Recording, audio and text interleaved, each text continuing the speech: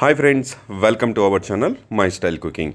ఈరోజు video chicken pulao తయారు చేసుకోవడానికి ముందుగా పొయ్యి మీద బిర్యానీ గిన్నె పెట్టుకొని అందులోకి ఘీ ఆయిల్ యాడ్ చేసుకుందాం. దాని తర్వాత ఇందులోకి హోల్ స్పైసెస్ని అయితే యాడ్ చేసుకుందాం. ఇలా హోల్ స్పైసెస్ని యాడ్ చేసుకున్న తర్వాత లైట్గా ఫ్రై చేసుకుందాం. అలా ఫ్రై చేసుకున్న తర్వాత ఇందులోకి ముందుగా స్లైసెస్గా కట్ చేసి పెట్టుకున్న ఆనియన్స్ని యాడ్ చేద్దాం. ఈ ఆనియన్స్ బాగా వేగడానికి కొద్దిగా సాల్ట్ని అయితే యాడ్ చేద్దాం.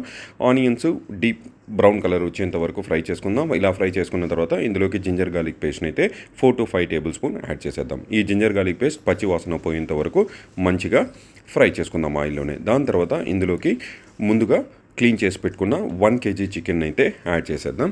సో ఈ చికెన్ని ఒక 5 minutes వరకు ఆయిల్లో మంచిగా ఫ్రై చేసుకుందాం. దాని తర్వాత ఇందులోకి మనం మసాలాస్ని అయితే యాడ్ చేసేద్దాం. సో 2 టేబుల్ స్పూన్ల చిల్లీ పౌడర్, 1 టేబుల్ స్పూన్ జీరా పౌడర్, 2 టేబుల్ స్పూన్ల ధనియా పౌడర్, అలాగే 1 టేబుల్ స్పూన్ గరం మసాలాస్ని యాడ్ చేసేద్దాం.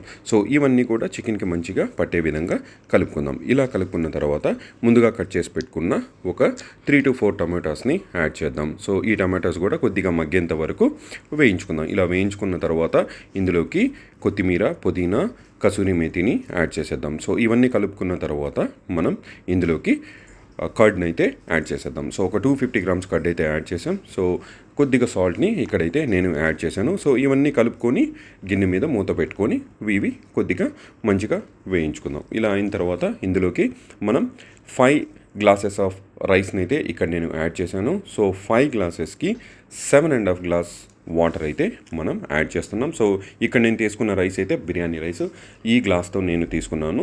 సో ఇదే గ్లాస్తో నేను 7.5 glasses ఆఫ్ వాటర్ని అయితే యాడ్ చేస్తున్నాను. ఇలా యాడ్ చేసిన తర్వాత ఈ స్టేజ్లోనే మీరు ఉప్పు సరిపోయిందా లేదా చూసుకుందాం. సో ఇక్కడైతే నేను ఉప్పు యాడ్ చేస్తున్నాను, ఎందుకంటే ఉప్పు సరిపోలేదు.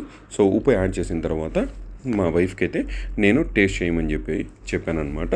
సో తనైతే టేస్ట్ చేసి ఉప్పు సరిపోయిందని చెప్పింది. దాని తర్వాత ఇందులోకి నేను ఘీని అయితే యాడ్ చేశాను. ఘీ యాడ్ చేయడం వల్ల పలావ్ మరింత రుచిగా వస్తుంది. దీని తర్వాత మూత పెట్టేసి సో వీడియోలో చూపించిన విధంగా బిర్యానీని అయితే మనం ఉడికించుకుందాం. దాని తర్వాత బిర్యానీ అయితే రెడీ అయిపోయింది. ఇప్పుడు సర్వ్ చేసుకుందాం. సో ఇక్కడైతే మేము అరిటాక్లోకి సర్వ్ చేసుకున్నాం. సో నా వైఫ్ అయితే టేస్ట్ చేసి సూపర్ అని చెప్పింది. అలాగే మా పాప కూడా చెప్తుంది.